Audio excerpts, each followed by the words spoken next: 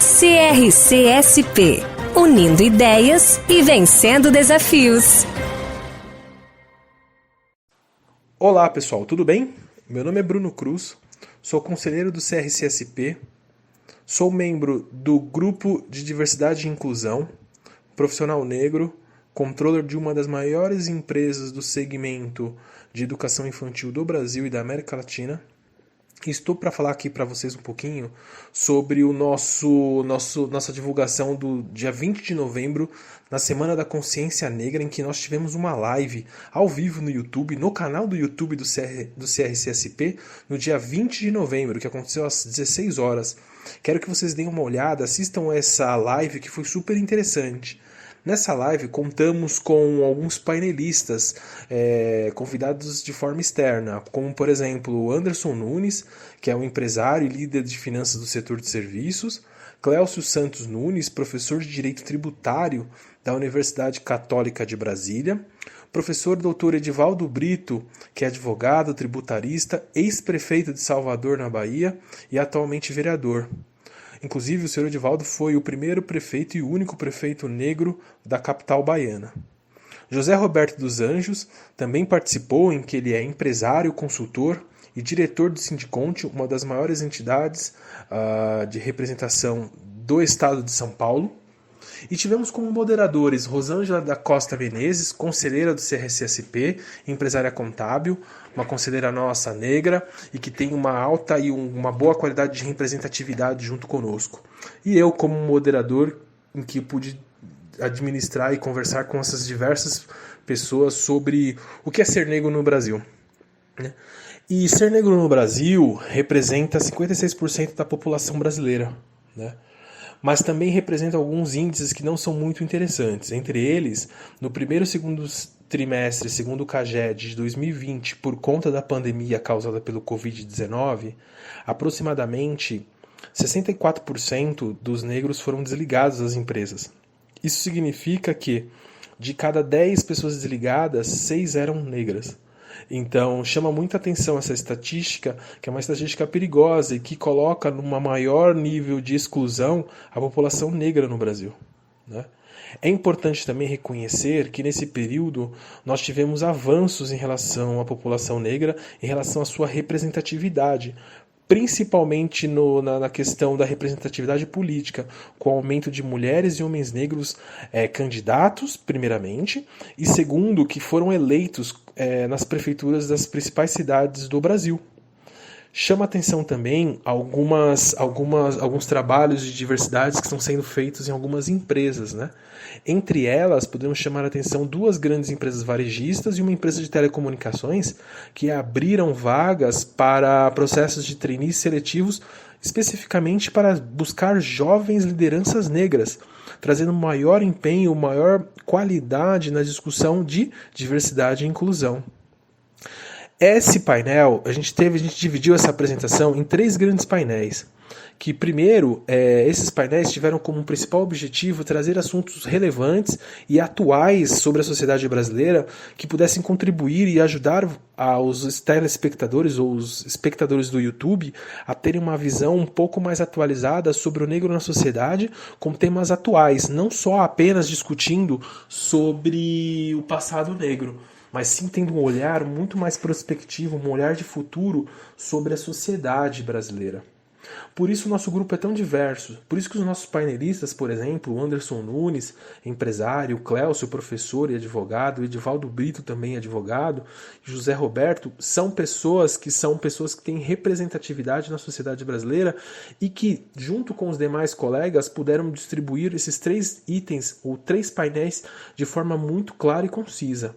O primeiro painel, apenas para divulgar aqui, é sobre a participação do negro nos cargos de liderança de instituições brasileiras. Esse painel durou aproximadamente 15 minutos.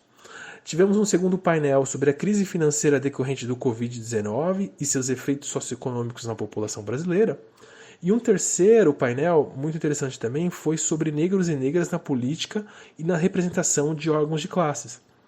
Voltando ao primeiro painel, contamos com a apresentação do Sr. Anderson Nunes e da Rosângela Costa Menezes. E o painel, mais uma vez, foi sobre participação do negros nos cargos de lideranças e instituições brasileiras.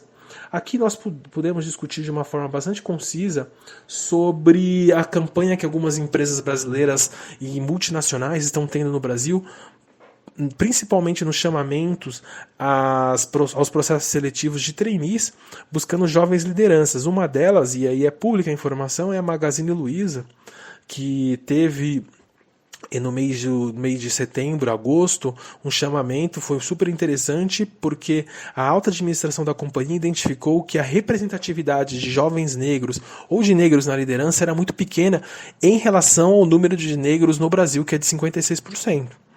E eu convidei o Anderson Nunes, que é vice-presidente, na verdade, ele é sócio de uma empresa de segurança, de serviços de limpeza, inclusive, sobre esse assunto, porque hoje o setor em que ele atua tem aproximadamente 70% a 60% de negros trabalhando, né? E como ele via como uma participação como um jovem negro líder, o aspecto relacionado com esse tipo de gestão. E o Anderson trouxe ali, sob o ponto de vista dele, de conhecimento técnico, de conhecimento de administração, o quanto é importante a jovens negros serem convocados para esses processos de trainee e o quão transformador é esse processo na carreira desses jovens, né? Rosângela também trouxe um elemento super importante, que ela, como conselheira, vê o aspecto do processo seletivo, porque Rosângela também, além de ser conselheira do CRC, ela é uma empresária contábil de sucesso, então ela pôde ali descrever um pouco sobre a experiência dela, como que é o processo de seleção e busca desses jovens negros. Eu coloquei ali também uma pitadinha do meu conhecimento e a minha experiência, porque eu, como Bruno Cruz, eu fui membro e parte de uma grande companhia de auditoria, uma multinacional, no processo seletivo desses jovens, e o quão é importante esses jovens estarem bem preparados, ou a empresa que os contratarem verem neles um potencial muito grande e desenvolverem aspectos técnicos e super relevantes para desenvolverem esses profissionais que muitas vezes, por uma questão não só étnica, mas socioeconômica, não têm direito ou não têm acesso, de uma forma mais objetiva e clara, a alguns elementos essenciais para o desenvolvimento de uma carreira, como, por exemplo, acesso a idiomas, acessos a ferramentas de Excel e outras coisas que são skills tão importantes no mercado. Uma das conclusões que nós tiramos e que valeu a pena nesse painel discutirmos foi o aspecto relacionado com o investimento que essas empresas têm que fazer e principalmente com a transformação que elas fazem não só na vida desses jovens negros, mas sim na família deles também. É importante ressaltar que muitas vezes as empresas encontram dificuldades no processo de seleção, porque elas acabam visitando universidades que não têm um processo de diversidade e inclusão, o que dificulta muito a captação. Além disso, a gente ressaltou aqui que é importante que essas empresas busquem empresas de consultorias que possam auxiliá-los a serem mais efetivos na contratação. Lembrando que essa contratação é um investimento no profissional, que logo depois vai fazer um investimento na companhia do ponto de vista de diversidade de ideias e capacidade técnica na elaboração de vários resultados para a companhia no longo prazo. Um segundo painel, que também é bem interessante, que já foi comentado, foi sobre a crise financeira decorrente do Covid e seus impactos na população negra brasileira. Nessa aqui tivemos a participação desse painel do Sr. Clélcio Santos Nunes, professor de Direito Tributário da Universidade Católica de Brasília. O Clélcio fez um estudo bastante interessante sobre a carga tributária na sociedade, principalmente com os estratos diferentes da sociedade. E alguma das conclusões dele, entre várias, foi que o impacto da carga tributária dos impostos cumulativos, como ICMS, PIS e COFINS, ele acaba gerando um impacto muito grande na população mais pobre. E aqui no Brasil, a população mais pobre tem uma característica: a maior proporção de pobres no Brasil é da população de pele preta ou parda, que estamos chamando de negros. E o professor trouxe aqui à baila, à discussão, a necessidade de termos uma reforma tributária robusta que reduza o percentual de tributação sobre os mais pobres. Em contrapartida, aumente a proporção de carga tributária sobre os mais ricos.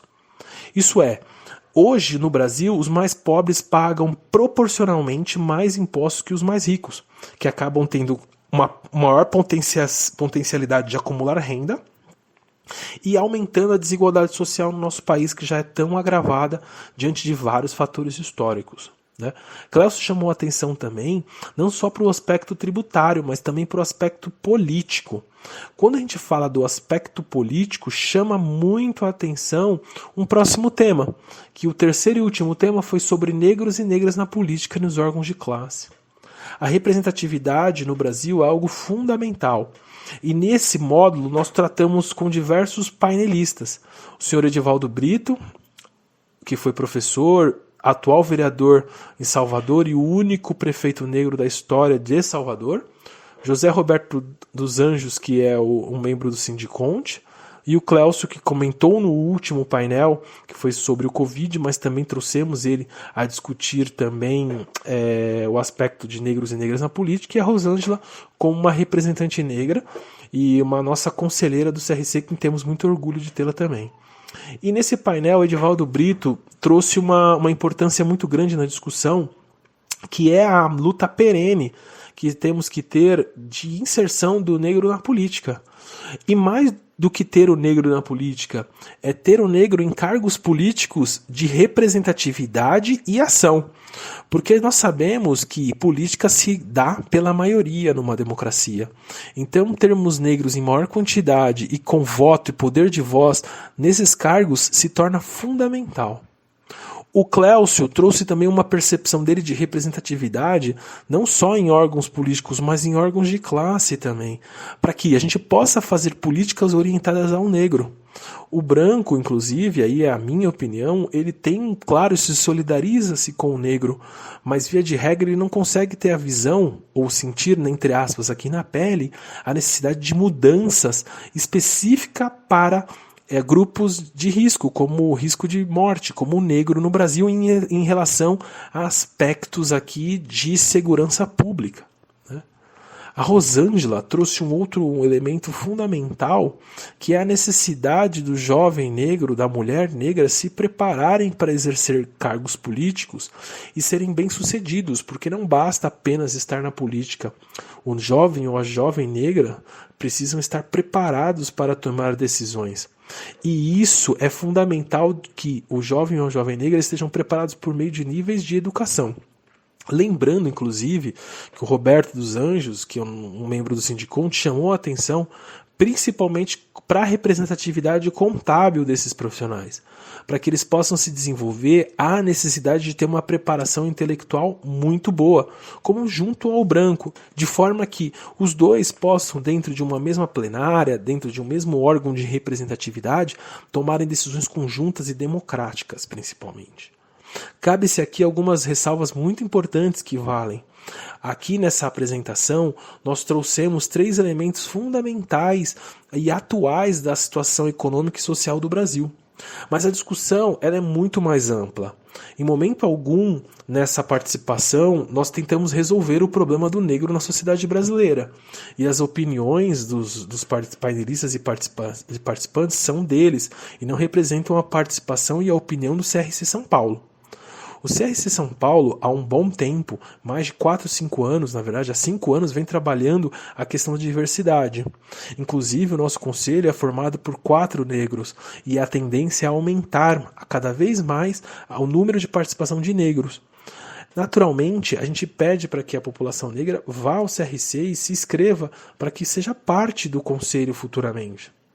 Mais do que isso, o grupo de diversidade e inclusão não abrange só a questão da consciência negra, mas também abrange a questão da LGBTQIA+, a questão da mulher e de outros grupos que são majoritários em números, mas minoritários em opinião na sociedade brasileira. Eu peço a vocês que visitem nosso site ou visitem nosso YouTube, assistam a esse capítulo tão importante da história brasileira e para o CRC, que foi a nossa live, mas também acompanhem o CRC-SP no YouTube, no Instagram, no Facebook, onde você vai ter a possibilidade de participar, se inscrever e receber informações super e amplamente relevantes para o seu desenvolvimento acadêmico, intelectual ou como desenvolvimento de vida. Deixo aqui vocês, agradeço pela participação nesse áudio e nos vemos na próxima. Um abraço, tchau, tchau.